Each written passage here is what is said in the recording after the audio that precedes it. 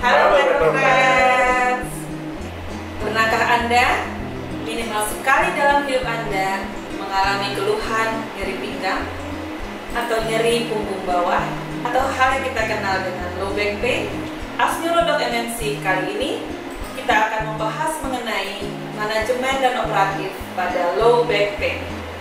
Bersama saya, Dr. Hadet Kristiani, spesialis neurologi, neurologis dari Neurologi Cluster Rumah Sakit MNC Jakarta. Low back pain adalah rasa nyeri pada pinggang atau nyeri punggung bagian bawah yang bisa dirasakan menjalar hingga sampai ke pantat atau ke bokong, atau kadang pasien juga merasakan menjalar sampai ke kaki. Kondisi ini bisa dialami oleh seluruh usia, dari usia 30 sampai 60 tahun, dan ini adalah salah satu keluhan yang paling sering membawa pasien datang berobat ke poliklinik neurologi. Keadaan ini umum terjadi, 50-80% pasien pernah mengalami kondisi ini minimal sekali dalam hidupnya.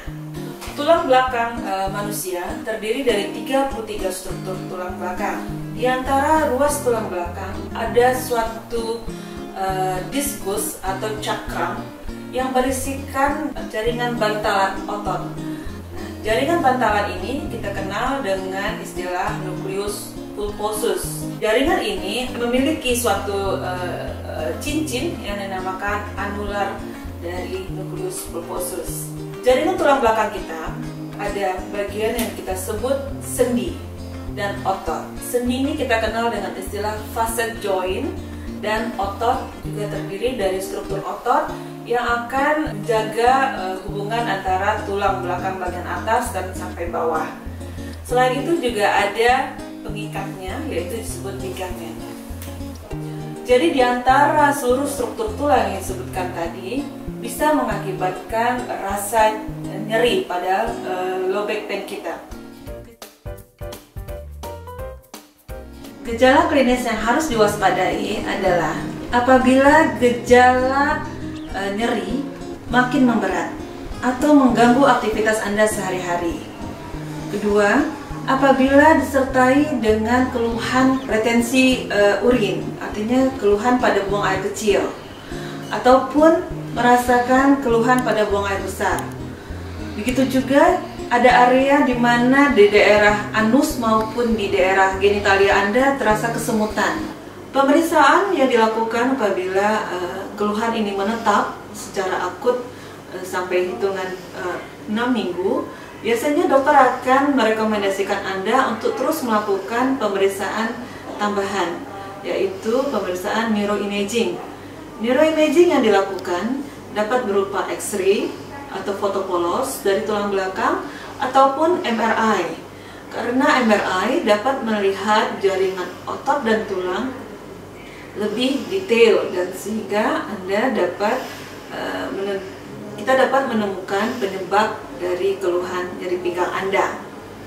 Setelah itu, dokter neurologi akan melakukan pemeriksaan elektromiografi atau EMG. Di sini kami adalah alat elektromiografi ruangan ini, sehingga dengan pemeriksaan elektromiografi maka dokter akan dapat menentukan kecepatan hantaran saraf dan fungsi saraf otot mana yang terlibat, apakah sudah mengalami masalah atau tidak. Terapi untuk low back pain kita bagi menjadi terapi konservatif maupun terapi surgery atau operatif atau pembedahan. Untuk terapi konservatif dapat berupa pemberian medikamentosa atau pengobatan. Obat yang biasa kami berikan adalah obat antiinflamasi ataupun muscle relaxan. Secara konservatif juga melakukan rehabilitasi medik, artinya melakukan fisioterapi, bisa akupunktur maupun massage manual. Untuk terapi surgery atau pembedahan biasanya dilakukan oleh dokter bedah saraf untuk kasus-kasus tertentu. Ada beberapa tips yang bisa Anda lakukan untuk mencegah low back pain. Pertama, jagalah berat badan Anda dengan melakukan rutin berolahraga. Kedua, perbaiki postur dan sikap berdiri Anda. Saat Anda mengangkat benda berat di lantai, sebaiknya kita tidak membungkukkan badan. Posisi yang benar adalah dengan posisi menekukkan kedua lutut setelah kita mengangkat benda tersebut. Setelah itu baru kita mengangkat benda tersebut. Ketiga, jaga juga posisi postur tubuh Anda saat Anda duduk bekerja dan saat Anda menyetir mobil. Jangan abaikan rasa nyeri pinggang atau nyeri punggung bawah.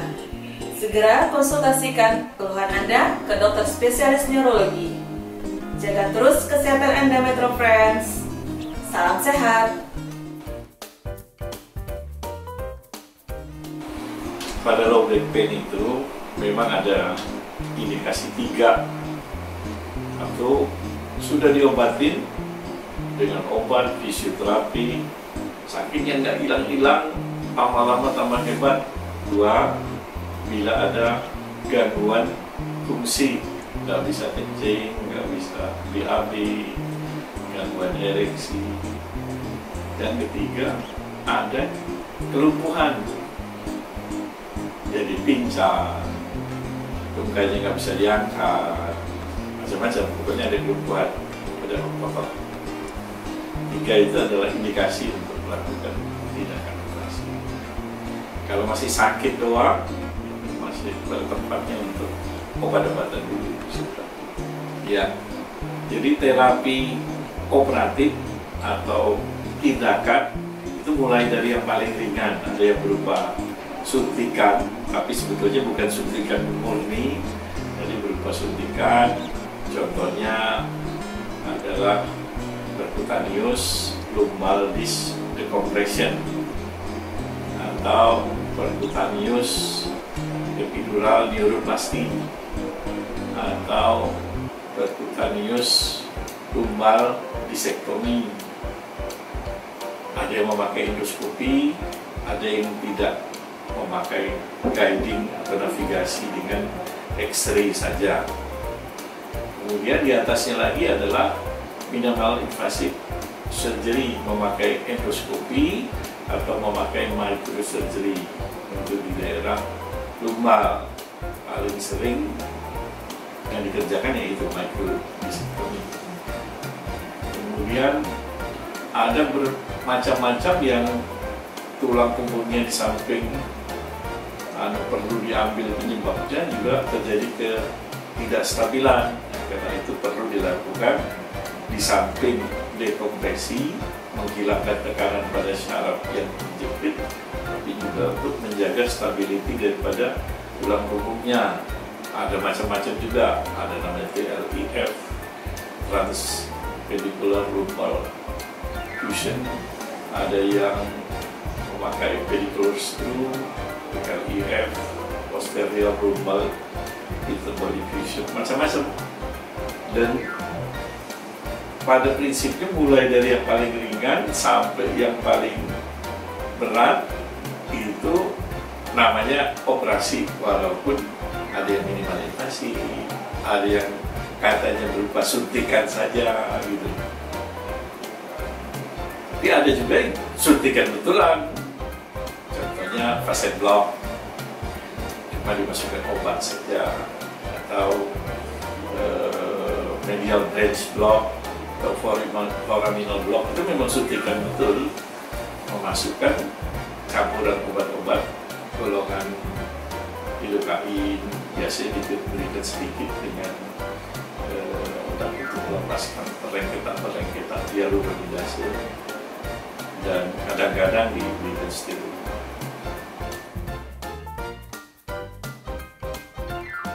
Tindakan operatif tergantung tindakannya. Kalau yang terapi yang berupa suntikan saja, biasanya pasien cuma istirahat sebentar, 2 jam, kemudian boleh pulang.